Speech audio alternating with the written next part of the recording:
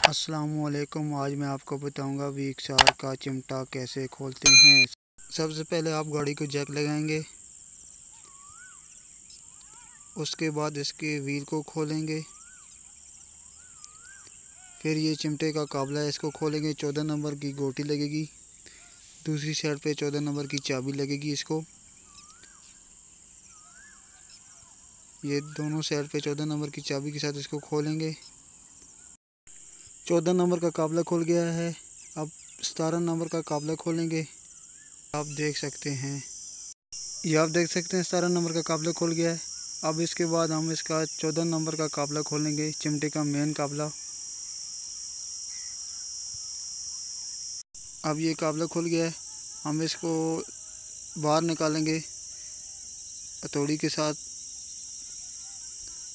सट मार के। ये हमारा काबला निकल आया है। चिमटे को बाहर निकालेंगे,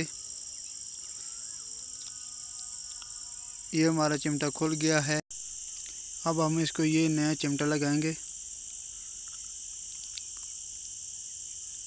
इसको यहाँ पे फिट किया, ये 14 नंबर का काबला है, इसको लगाएंगे। ये हमारा काबला लग गया है।